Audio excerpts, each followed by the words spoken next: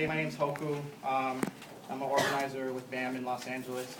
But when it's probably about 2 or 3 years ago now, maybe 2 years ago, we had a meeting here on campus with some of our student leaders and a vice chancellor in charge of admissions and the dean of students, both of whom I believe are still here on this campus. And we were talking to them about getting the chancellor to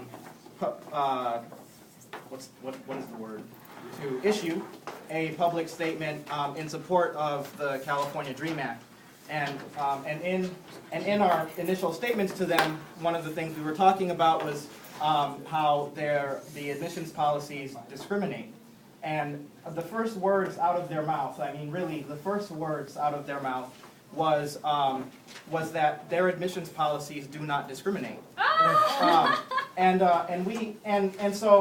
So I don't know, maybe they've evolved in their thinking in the last 2 years in terms of what they think in their head. But we want to know what they think in their head, and so we have some demands.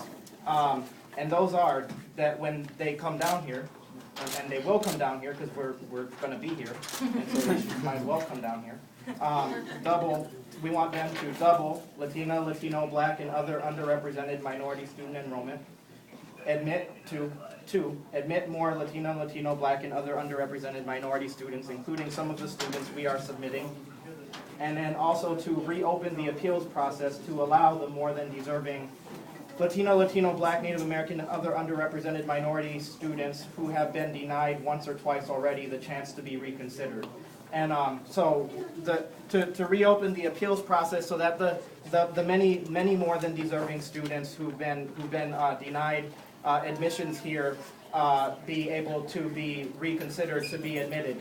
When the moments that there have been at UCLA, a significant improvement in some manner in the numbers of Black or Latino students, it has been abrupt. It has been after the immigrant rights marches, and they doubled the numbers of Black students that were here.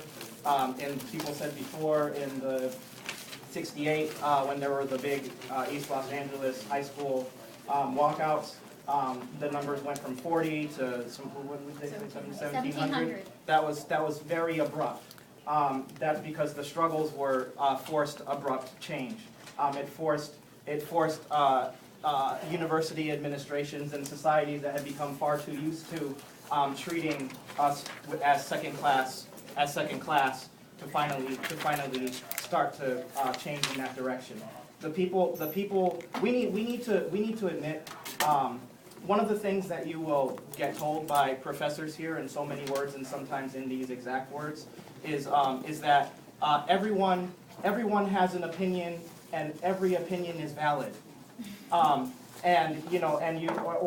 you have to be less passionate. You'll get told that in so many words by professors. And the reason why minority students have to be less passionate on these campuses is because it's easier to go along with the very wrong things that are happening if a person is less passionate.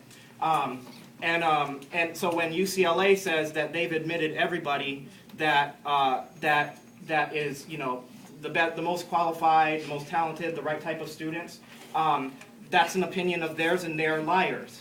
And today we're saying that to everybody who, everybody here and who will hear about this, and everybody on the news and everybody who watches the news, they are a bunch of liars.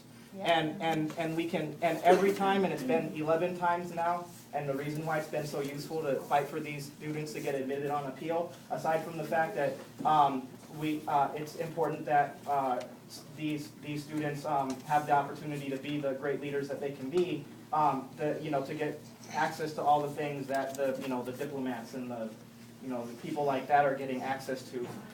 But beyond that, every time they admit a student, they say to everyone that they're a bunch of liars and that they should have admitted these students in the first place, and they know it.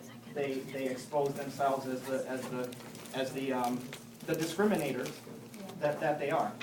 And so yeah, we just gotta be here and wait them out because they don't get over here.